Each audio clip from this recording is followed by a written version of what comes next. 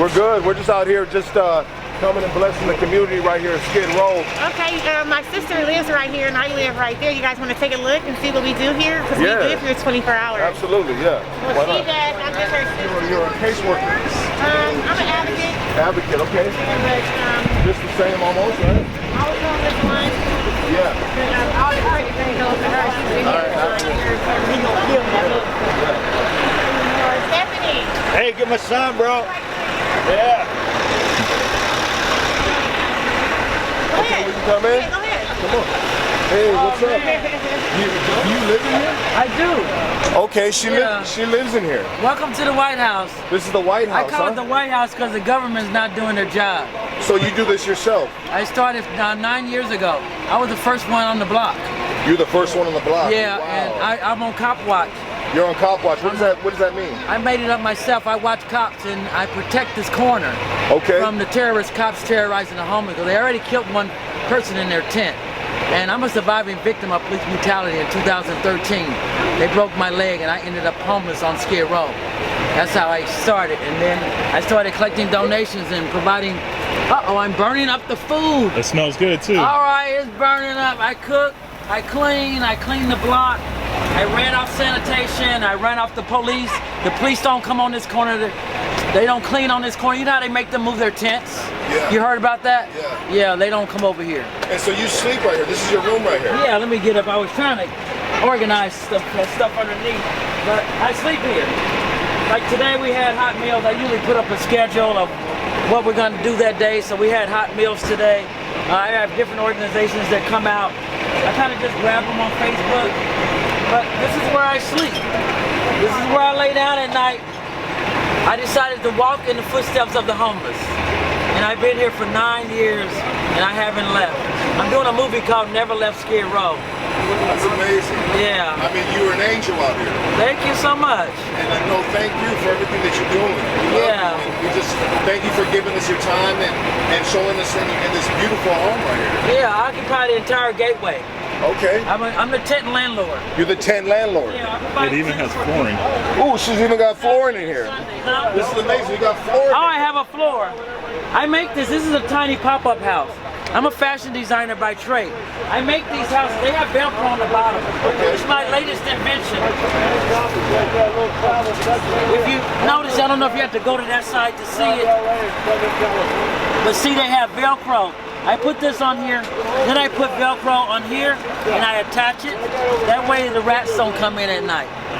And that's amazing. I want to make tiny houses for the homeless, because I want you to be able to just walk straight out. Yeah. I don't want you to have to step up like this. Exactly. I occupy like 12 tents. Tents going that way. One tent has Love is Love on here. Then I got about 8 tenants going this way. Who are you with? Right here with Hiscox. Yeah. I work with invisible people and all the way down. I have about 12 tenants, 3 tenants that is. I provide tables and chairs for the station. They're giving out public testing, but these are my tenants. This is a Chinese guy here. This is Mark. So you have all races down here? All kinds. All races. Yeah. It's mostly black. Yeah. About 99% black. And why is that? It's a black thing. It's a black thing? Yeah, Skid Row is a black thing. Absolutely. Yeah, they prey on the white. They prey unless on you're a strong one. Absolutely. Yeah, there are some strong ones.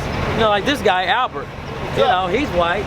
yeah, the white man. Survive on Skid Row. The white man might not be the right man. All day long. West Coast Nation. Been by whitey and not even righty. You don't live here, but I live on Mayfair. I was homeless, living in my car. Regular jail, you know what I mean? I'll tell them about my organization. That's my baby sister. Yeah, she brought us to Turn around. Oh, you want to turn it around, though? How do I get a hold of you guys on We're your channels? Is protesters YouTube or protecting the TikTok? homeless. It's YouTube, bro. I'm Queen Dion from Queen Unity Movement. That's hashtag Queen Unity Movement. My name is spelled Dion M. Leslie, D-I-O-N-N-E, M. Leslie on Facebook. And I'm a freedom fighter and I rescue women and children off the bus stops. And I come out and feed the families out here. It's a journey. We've been out here. I've been doing this since 2016, and I wouldn't have it any other way. all my people got taken away in encampments. I had nowhere else to go, so came down to Skid Row, and there's enough homeless people here to last me a lifetime. So. Hey, That's amazing. And then we joined together because I was in here since I came in 2013. You started in 2016. Yeah. I was watching her on Facebook, and I was watching her. We were watching each other, and then we decided to join together. Yeah, she left, and then when she came back, she needed to rescue, and I rescued her. And Yeah, I never left for 9 years, and I was going down. I almost had like a mild stroke in my tent. So when you live in these tents out here, or for the residents out here of Skid Row, I mean, how do you shower, and how do you? I mean, there's restrooms. People think you don't shower, but there's plenty of showers. You don't have to be dirty. Yeah, no, absolutely. There's plenty of them. I get in the shower every day. It's right there. Yeah, I mean, There's a you really look nice amazing. show. You look amazing. You don't have to look that way. Yeah, no, People absolutely. look bad in their house. You know, it's not Skid Row. People have nasty houses. Yeah, absolutely. So, but we shower. They have everything that you need here on Skid Row. There's no need to look bad or feel bad or be depressed or have any anxiety because they think poor people have less. But guess what? They have more because they don't have bills. Yeah, we have more. We have more weed. They get to smoke. They say, oh, they smoke all day. Well, we can afford to smoke now. We couldn't afford to smoke then paying rent. Yeah. Ain't nothing wrong with smoking. You use it. You don't abuse it. Absolutely. You can use food. Abuse food. You can abuse women. You can abuse anything. Anything, but you use it. You don't abuse it. You know. I love Skid Row. I'm never leaving Skid Row. I've been here for 9 years. I'm gonna be that little old lady, still here at the corner of 5th and San Pedro, sewing for the community. I sew for the community. I do free alterations. I provide tents. All these tents here I provided all the way down to the Gateway apartment. That's amazing. And I was the first one on the block at first, and nobody wanted to come because the cops kept running people off. But I was like, well, I'll just make a movie. So I started taking out my camera and started filming them, chasing them. I even got skates to chase them with. And I chase them with skates. I blow whistles. I like, hey, what are you doing? Like, leave them alone. And a lot of times they'll take them out of handcuffs. That's amazing. But now they don't come to this corner. Even sanitation. Even my sister, she's a protester. I wasn't here one day, and I said, sanitation is here to take all the tents. I was like, get them. She went in the middle of the street, got her bullhorn, and said, leave us alone. We clean our own sidewalk. And they left. That's all you got to say. And they left. Stand your grounds. Take a stand. I've been taking a stand here at the corner of 5th and San Pedro for 9 years now. In 2013, the police brutality, I'm a surviving victim of police brutality. They broke my leg in 2013, and I decided to come to Skid Row, and Skid Row saved my life. Wow. Not to mention she was living in a mansion. Oh, yeah. Wow. Yeah, I lived a rich life. I thought that was the way to live. I thought you want a mansion, you want a car, you gotta have fancy clothes, you gotta have your nails done, your hair done all the time. You know, I wouldn't even leave the house without my makeup on and my hair is flying. You know, but here you can just be you.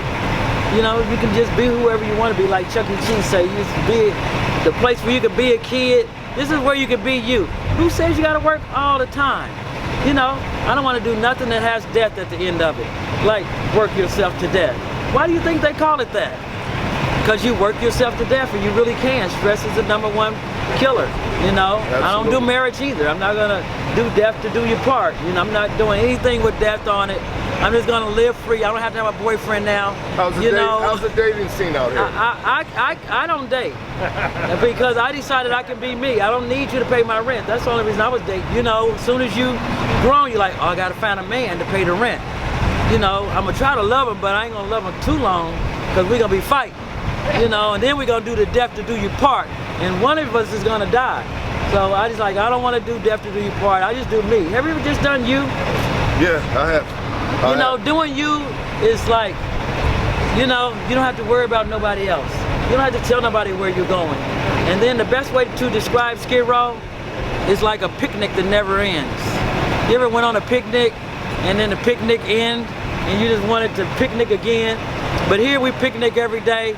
We smoke weed every day. We just chill. We don't have to go to work. We're not going to work ourselves to death. I refuse to work on the earth I was born on. I refuse to pay rent on the earth I was born on. I'm going to live free. I'm going to get up and do whatever the hell I want to do, and it ain't going to be work. Absolutely. You know, I work, but I work when I want to work. I volunteer my time when I feel like it. Absolutely. You know, every day I don't feel like it. Some days you just don't feel like it. You just want to go to work, just don't want to go to work. I just don't feel like it. You got to call in and lie. I got a doctor's appointment. I got a toothache. You know, my nose is running. Something, you got to make up this lie. Why you can't just say I don't feel like it? Yeah. You know, I told Queen I don't feel like it anymore. I can't do it anymore. And I had a mild stroke in my tent. My whole body shut down.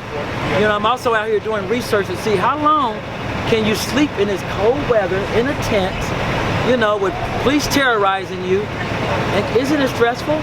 You know, people are dying in their tent, and I felt that come on me. I almost died in my tent. My whole body shut down. Would not move. And I felt it coming. I'm like, wait a minute, my body's shutting down. I feel like one of them drunks in the street that was ready to fall. And I'm like, my body's really going to go down. I went down, and I barely made it to my bed, and I was stuck there. I couldn't move. I couldn't move my hand. I couldn't move my head. I couldn't move nothing. I mean, I couldn't move nothing without a whole lot of pain. Like if I did, ah! Oh, don't move that way. But people don't know that the food is killing us. Yeah. My sister is a natural healer. She said you just need a young coconut, not no brown hairy one.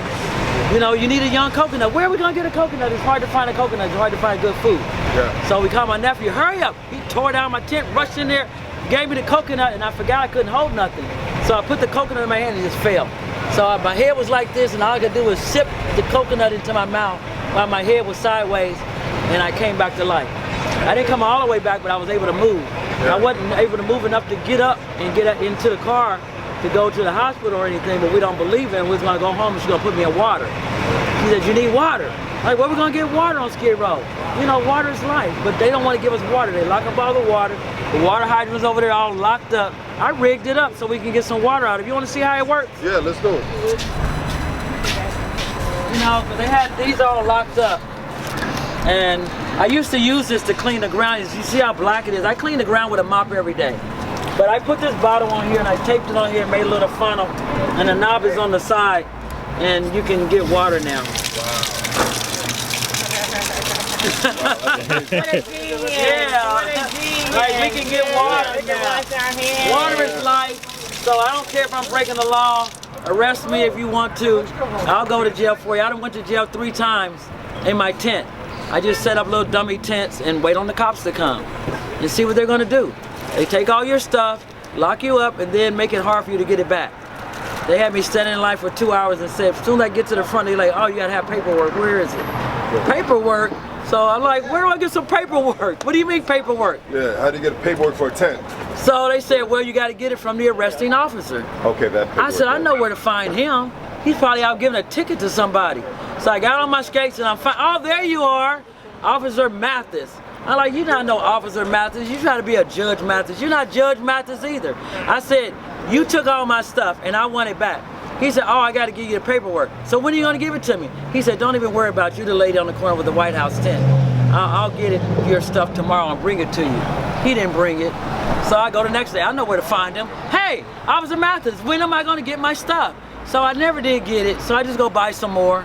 You know, I just set up little dummy tents. This is dummy tents. None of this stuff means anything to me. Yeah. You know, I don't value it. You know, it can be gone any second.